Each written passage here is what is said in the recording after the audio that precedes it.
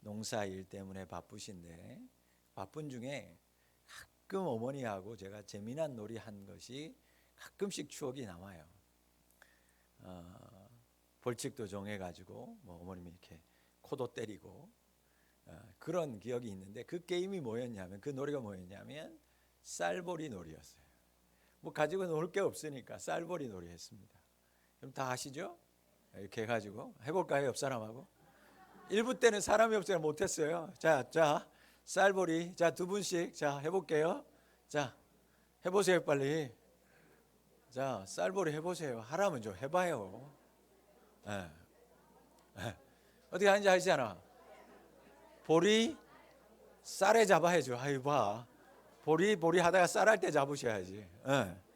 자 그래요. 이게 그러니까 어른들이라니까 시켜도 못 하잖아요. 자, 이 쌀벌이 게임의 묘미는 뭐냐면 쌀 언제 오냐 하는 거예요. 이게 쌀이 와야 잡는 거 아니겠어요? 이거 안 해보신 분도 있구나. 야, 어떻게 사신 거예요 도대체? 쌀이 와야 잡는 거예요. 근데 못 잡아. 왜? 보리를 하니까. 보리 쌀 할 때만 폭 쌀 이렇게 빼니까 제 작은 손으로 엄마 손을 못 잡는 거죠. 여러분, 보리는 자주 외치는데 쌀은 가끔 한 번씩 긴장하고 있다가 그 긴장이 풀어질 때 한번 쌀 하고 오니까 항상 긴장하는 거예요. 쫄깃쫄깃한 거예요. 왜? 쌀은 누가 외치는 거니까요. 쌀은 누가 외쳐요? 엄마가 외치니까 엄마 마음이에요. 나는 그 엄마 마음을 알 수 없으니까 쌀이 올 때까지 언제 쌀이 올까? 그 엄마 손 올 때를 기다리고 엄마가 쌀을 외치는 순간 놓치지 않으려고 그 어릴 때 집중했던 기억이 있어요. 갑자기 왜 쌀벌이 게임일까? 오늘 본문의 말씀이 그러한 말씀이에요. 오늘 본문의 말씀은요, 종말에 관한 이야기입니다. 여러분, 24장 1절에 보면 제자들이 예루살렘에 올라와요. 예루살렘에 올라왔더니 보이는 게 하나가 있는데 예루살렘의 웅장함이었어요.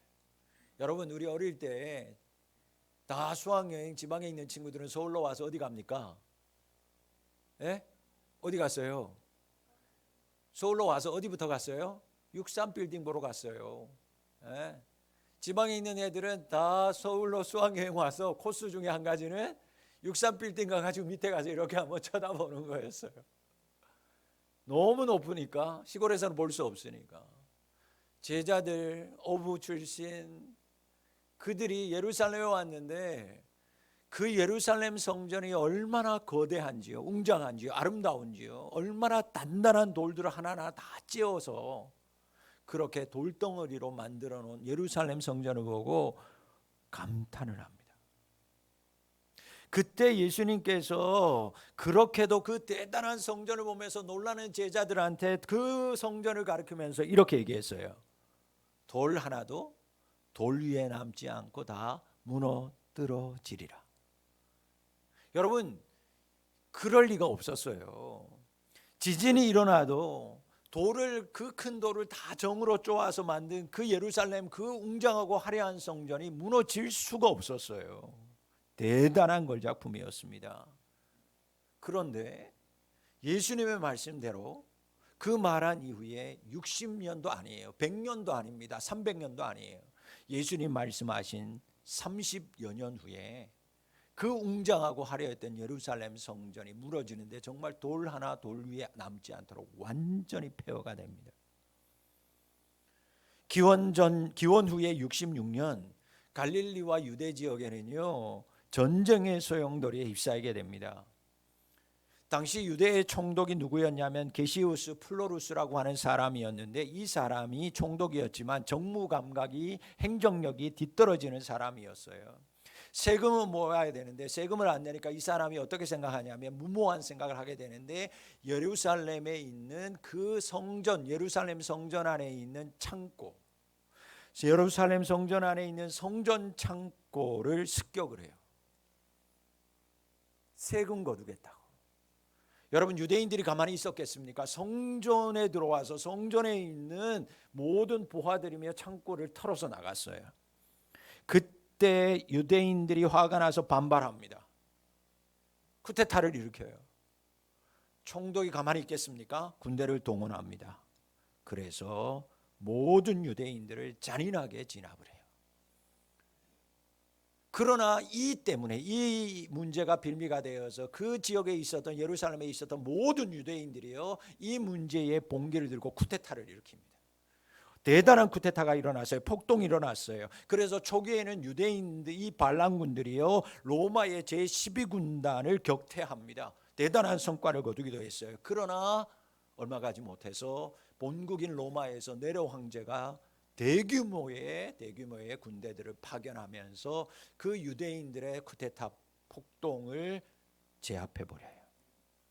바로 그때 그 폭동이 일어나고 네로 황제의 군대가 들어와서 그들이 전쟁하는 사이에 예루살렘의 그 위대했던 걸작품이요, 예수님의 말씀처럼 다 무너져 내렸어요. 제자들은 여러분, 절대 무너질 것 같지 않은 성전이 무너진다는 예수님의 말씀을 듣고요, 믿습니다. 왜? 3년 동안 예수님께서 따라다니면서 예수님께 하신 말씀이 이루어지는 것을 보았거든요. 기적을 보았어요. 예수님께서 하신 말씀이 그냥 우연이 아니다라는 것을 그들이 믿으면서 그들은 그렇게 생각합니다. 저렇게 위대하고 저렇게 무너지지 않을 것 같은 건물이 무너진다? 그렇다면 그때는 종말이겠구나. 저 정도의 건물이 무너진다면 그때는 세상의 끝이겠구나. 그런 생각을 가지게 돼요.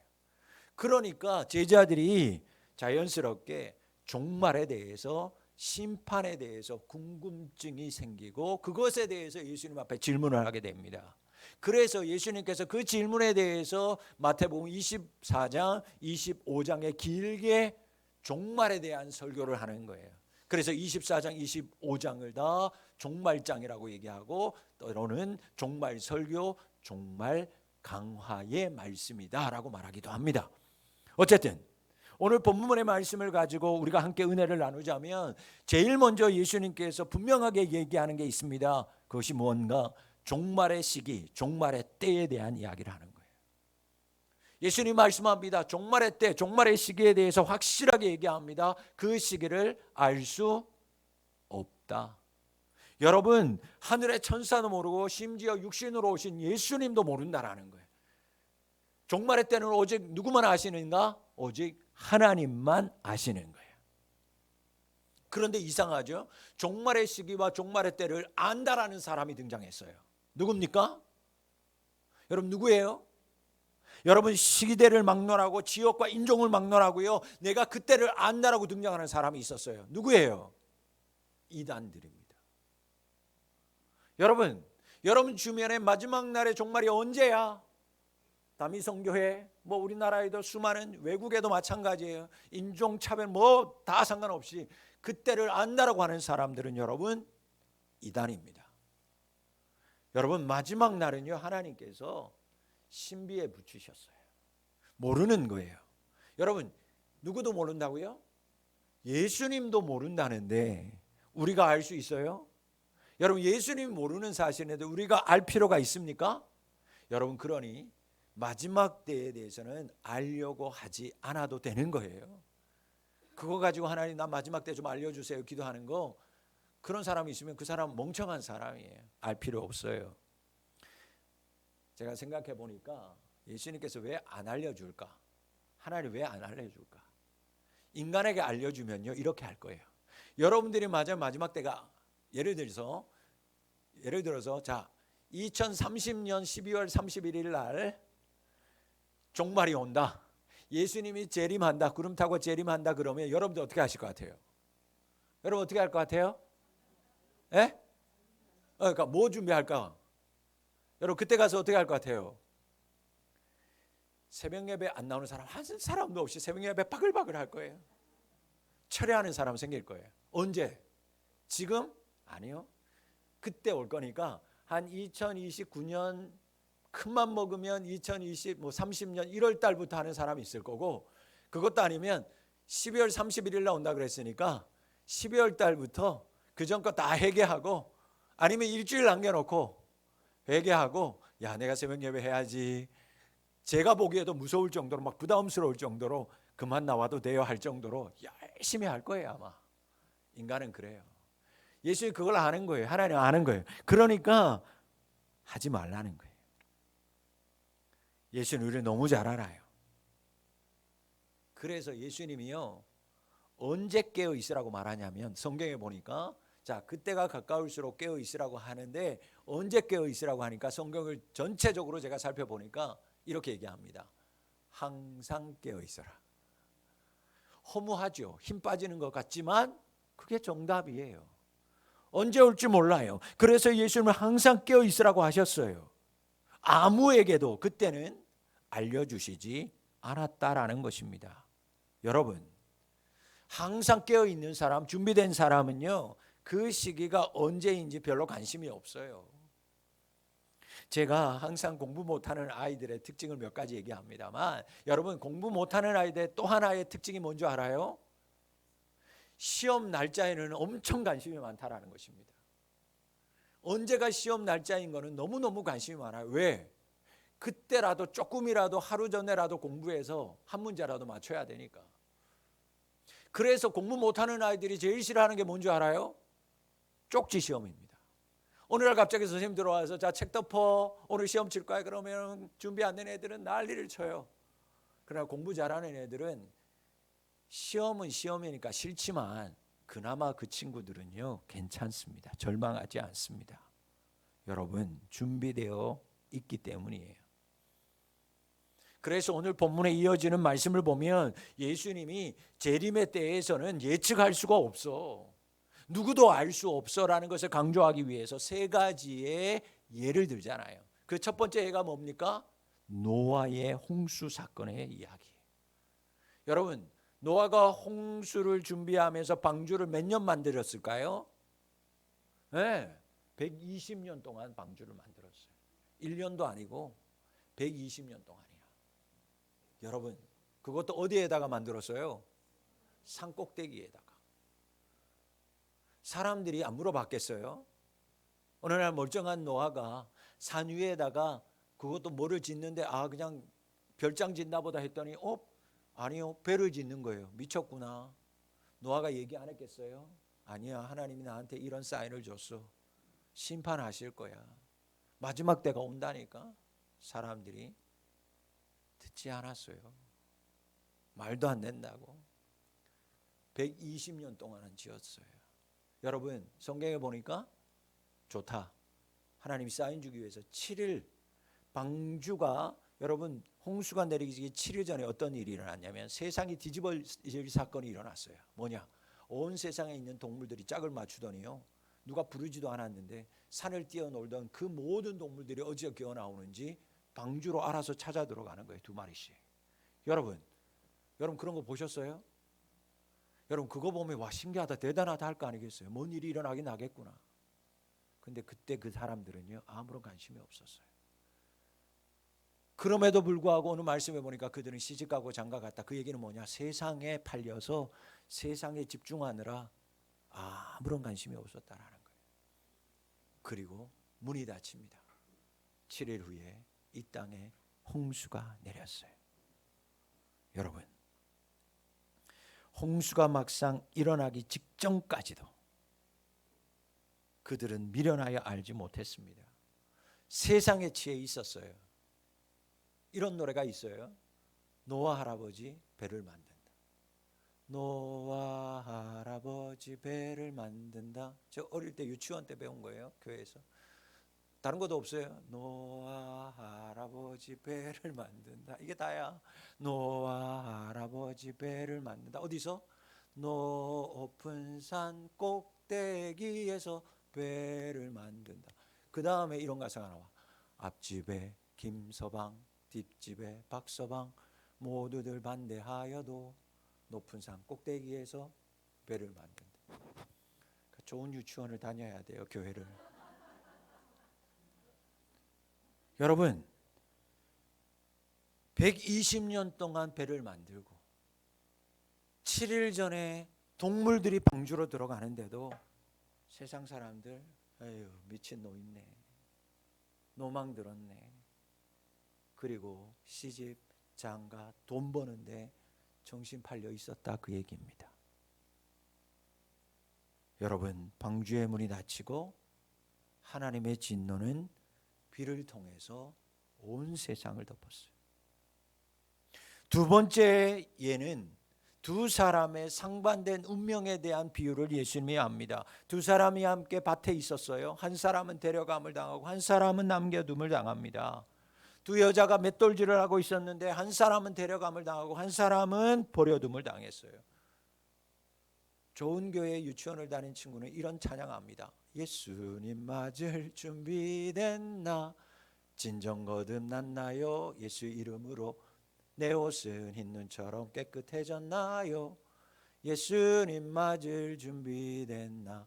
두 사람이 함께 잠을 자다가 두 사람이 함께 맷돌 갈다가 한 사람은 가고 한 사람은 남겠네, 예수님 맞을 준비됐나.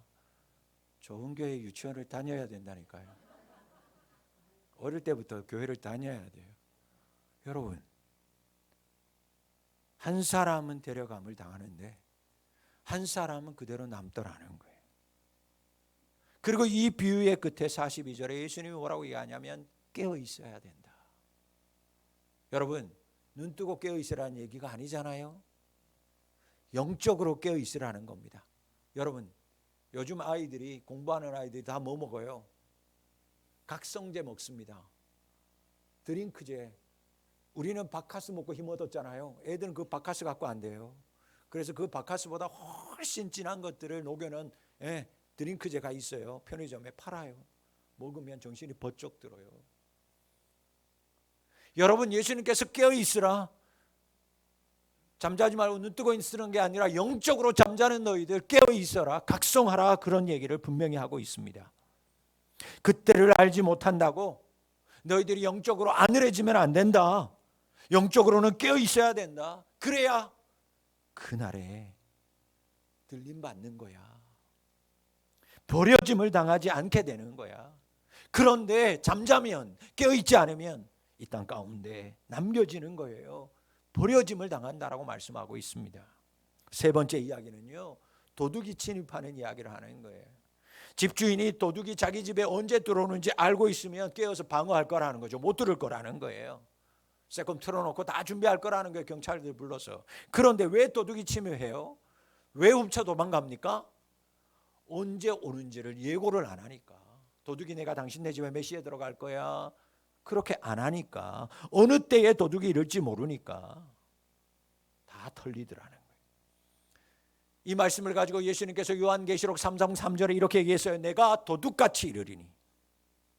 예수님이 이 말씀을 가지고 동일하게 뭐라고 얘기하냐면, 계시록에 가서는 내가 도둑같이 이르리니 어느 때에 이르는지 네가 알지 못하리라. 도둑이 언제 침입하는지 모르듯이 예수님이 이 땅에 다시 언제 재림하는지 모른다. 그와 같다. 여러분, 예수님이 이 세 가지 비유를 통해서 예수님의 다시 오심의 때, 그 시기 절대로 우리는 알 수 없다, 예측할 수 없다라고 아예 못을 박았어요. 그러니까 여러분, 그날과 그 시에 대해서 집착하고 내가 알아야 되겠다라는 거, 그거 정말 어리석은 사람입니다. 그런 사람, 그런 교회에 있으면 뭐라고요? 이단. 하지만 또 한 가지, 너희들이 모르지만, 너희들이 알 수 없어야 되지만, 그 시기와 시대는 절대 알아서는 안 되지만 반드시 알아야 될 것은 뭐냐? 그날을 모른다고 해서 영적으로 나태해서는 안 된다라는 거예요. 너희들이 해야 될 것은 뭐냐? 너희들이 알아야 될 것은 뭐냐? 그날이 아니라 그날이 언제인지 모르니 항상 깨어 있어야 되는 것이다. 여러분, 오늘 말씀에 깨어 있으라고, 준비하라고 계속 말씀합니다. 예수님의 말씀으로 이것을 신약성경으로 더 많이 확대해 보면, 여러분, 깨어 있는다라는 게, 준비한다라는 게 과연 뭘까? 뭘 준비하고 있을까? 무엇이 깨어 있는 것일까? 말씀을 봅니다. 함께 마태복음 26장 41절 말씀을 같이 합독하겠습니다. 같이 읽습니다. 시작. 시험에 들지 않게 깨어 기도하라. 마음에는 원이로되 육신이 약하도다. 이어서 골로새서 4장 2절 말씀도 보겠습니다. 시작. 기도를 계속하고 기도에 감사함으로 깨어 있으라. 아멘. 여러분, 이 땅에 사는 날 동안 하나님이, 예수님이 다시 오신다, 주님을 사모한다면 그날과 그때를 준비하면서 깨어 있는 사람은 어떤 사람인가? 기도하는 사람이라는 거예요. 여러분, 기도하는 사람이 깨어 있는 사람이에요. 여러분, 여러분들의 마음에 기도하려고 하는 마음이 있어요, 없어요? 있어요, 없어요? 그것도 없다 그러면 안 되죠. 여러분, 기도하는 마음은 이만큼인데 여전히 기도 못하는 사람이 절반이 넘어요. 여러분, 기도하는 마음은 꽉 차 있는데 여전히 기도를 시작 못하고 계속 미루고 있는 사람은 어떤 사람인가? 예수님 말씀처럼 제자들의 너 너무 약하다 그러는 거예요. 약하다. 약한 사람이에요. 기도는 해야 되는데 계속 뭐 때문에 핑계대고 미루고 있는 사람, 약한 사람이에요. 여러분, 믿음의 강한 사람 되실 수 있기를 축원합니다. 이 땅에 주님 오심을 준비하고 깨어있는 사람 어떤 사람인가? 기도하는 사람, 기도로 깨어있는 사람인 줄 믿습니다. 대림절, 아기 예수님의 탄생을 기념하고 다시 오실 예수님을 소망하고 있는 이 대림절 기간 동안에 사랑하는 성도 여러분, 기도에 잠자는 자가 아니라 온 성도들이 기도에 깨어나는 성도 될 수 있기를 주의 이름으로 축원합니다. 두 번째, 무엇이 깨어나는 걸까? 데살로니가 5장 6절 말씀을 보세요. 데살로니가 전서 5장 6절 말씀 합독합니다. 시작. 그러므로 우리는 다른 이들과 같이 자지 말고 오직 깨어 정신을 차려. 뭐 하지 말라고요? 자지 말아라. 정신 차리고 정신 차려라. 자, 여러분, 제가 숙제를 내는데 오늘 집에 가셔서 한 주간 동안 데살로니가 전서 5장, 에베소서 5장 말씀을 꼭 읽어보세요. 그게 어떻게 깨어 있어야 하는지를 그대로 여기서 다 못해 제가. 데살로니가 전서 5장, 또 어디 5장이요? 에베소서 5장. 똑같이 몇 장이에요? 5장. 왜 5장이겠어요? 온다 예수님이 온다. 그래서 5장인 거예요. 데살로니가 전서 5장, 또 에베소서 5장 가서 읽어보세요. 거기에 보니까 한마디로 말하면 그것입니다. 주님 오시기 전에 이 땅에서 우리가 무엇 준비하는 것이 깨어있는 걸까? 한마디로 빛의 자녀들처럼 행하라. 여러분, 방금 말씀드렸던 데살로니가 전서 5장, 에베소서 5장 가보면 빛의 자녀들이 어떻게 살고 어떻게 신앙생활해야 되는지 다 기록되어져 있어요. 여러분, 그대로 살아야 돼요. 그게 빛의 자녀처럼 사는 거예요. 행하는 것입니다. 그게 깨어있는 거예요. 여러분, 우리는 전에는 어둠이었어요. 우리는 빛의 사람이 아니었어요. 우리는 깜깜한 진흙 같은 어둠의 사람이었어요. 그러나 예수님 때문에 우리는 구원받았고 빛의 자녀가 된 줄 믿습니다. 빛의 자녀가 될 게 아니에요. 우리는 이미 빛의 자녀인 줄 믿습니다. 빛의 자녀가 됐어요. 이제 빛의 자녀예요. 그렇다면 이제 어떻게 살아야 돼요? 어둠의 자녀처럼 살아요? 아니요. 그건 청산된 거예요. 이제는 빛의 자녀처럼 살아야 돼요. 어떻게 사는 게 빛의 자녀처럼 사는가? 데살로니가 전서 5장, 에베소서 5장 말씀대로 살아야 돼요. 교회 안에서는 다 빛처럼 보인다니까요. 여러분, 여기서 어둠으로 보이는 사람이 있어요? 없어요. 다 빛에서 살아요. 여러분, 빛의 자녀는 어디 가서 빛의 자녀가 되는 거예요? 어둠 속에서 빛이 되는 거예요. 세상은 어두워요. 세상은 여전히 어둡고 있어요. 여러분의 가정, 여러분들의 직장, 여러분들의 학교 어두워요. 거기에서 빛의 자녀처럼 살라고 주님께서 데살로니가 전서 5장, 에베소서 5장에서 여러분들에게 명령하고 있어요. 그렇게 사셔야 돼요. 어디에서? 어둠 중인 세상에서, 여러분의 가정과 직장에서 그렇게 살아가실 수 있기를 바랍니다. 또 하나 어떤 것이 깨어 있는 걸까? 기가 막혀죠. 베드로전서 또 몇 장일까요? 어떻게 알았어요? 베드로전서 5장 8절을 가봅니다. 자, 같이 읽겠습니다. 시작. 근신하라, 깨어라. 너희 대적마귀가 우는 사자같이 두루다니며 삼키지. 베드로 오빠가 베드로 오빠가 5장에서 이렇게 얘기하는 거예요. 근신하고 깨어 있으라고. 갑자기 베드로 5장이라고 하니까 제가 오빠라고 얘기해 본 거예요. 이게 뭔 말인가 웃지도 않으면 제가 무안하잖아요. 베드로 오빠가 5장 8절에서 근신하고 깨어 있으라고. 그러면서 뭐라고 얘기하냐면 너희 대적 마귀가 사자같이 두루다니며 삼킬 자를 찾는다. 여러분, 이 땅에서 무엇하는 게 깨어 있는 거냐는 거예요. 마귀를 대적하는 것이 깨어 있는 자예요. 여러분, 주님의 오심을 준비합니까? 주님의 오심을 다시 소망하고 있어요? 사람을 대적하는 게 아니라 누구를 대적하라고요? 마귀를 대적하는 자가 깨어 있는 사람이에요. 여러분, 마귀를 대적하는 자 될 수 있기를 축원합니다. 지난주 목요일 새벽에 이 말씀을 나눴어요. 다윗은 어린 소년이었지만 골리앗 앞에서는 장정과 같이 대적하였어요. 그러나 그가 어른이 된 이후에는 어린아이와 같이 성전으로 그가 있는 곳으로 법궤가 들어오는데 어린아이와 같이 하나님 앞에서 바지가 내려가는지도 모르고 춤을 췄어요. 여러분, 다윗은 비록 어렸어요. 그러나 마귀에게는 장성한 어른같이 대적하는 자로 살았고, 하나님 앞에서는 어린아이와 같이, 그는 비록 다 정상하였지만, 다 장성한 어른이 되었지만 하나님 앞에서는 언제나 어린아이와 같이 춤추는 인생을 살았어요. 그런데 여러분, 반대로 신앙생활하는 사람이 얼마나 많은지 몰라요.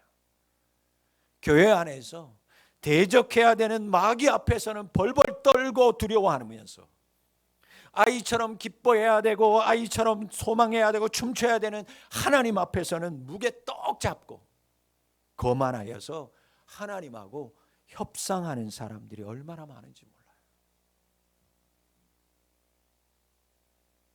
사랑하는 성도 여러분, 골리앗에게 맞섰던 다윗처럼 마귀에게 담대하게 맞서고 하나님 앞에서는 언제나 아이처럼 뛰노는 우리 푸른비전 교회의 성도님들이 다 되실 수 있기를 축복합니다. 네 번째, 요한계시록 3장 3절을 보세요. 무엇이 깨어 있을까? 요한계시록 3장 3절입니다. 시작. 그러므로 네가 어떻게 받았는지 어떻게 들었는지 생각하고 지켜 회개하라. 만일 일깨지 아니하면 내가 도둑같이 이르리니 어느 때에 내게 이르는지 내게 알지 못하리라. 깨어 있으면, 깨어 있는 사람은 뭐 하는 사람이다? 회개하는 사람이다. 회개하라. 여러분, 나는 죄인입니다. 나는 죄인입니다. 그것을 잊지 않고 자신의 죄를 끊임없이 회개하는 사람이 예수님 앞에서 재림을 기다리고 준비하는 깨어있는 사람이에요. 마지막 고린도전서 16장 13절 말씀을 같이 보겠습니다. 고린도전서 16장 13절 말씀 시작. 깨어 믿음에 굳게 서서 남자답게 강건하라. 깨어 있는 것은 무엇라고요? 믿음에 굳게 서 있는 거라고요.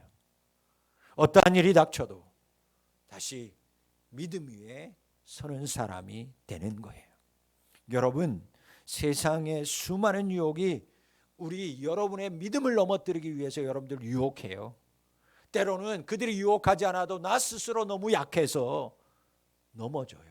여러분, 넘어질 수 있어요. 그러나 그럴 때마다 다시 믿음의 자리만큼은 지킬 수 있는 우리 성도님들이 되어야 할 줄 믿습니다. 믿음의 자리를 떠나는 자가 아니라 유혹이 있고 넘어지는 그 순간이 있을지라도 그럴수록 내가 넘어졌구나, 다시 정신을 차리고 내가 서야 할 믿음의 자리, 남자들처럼 강건하게 서야지.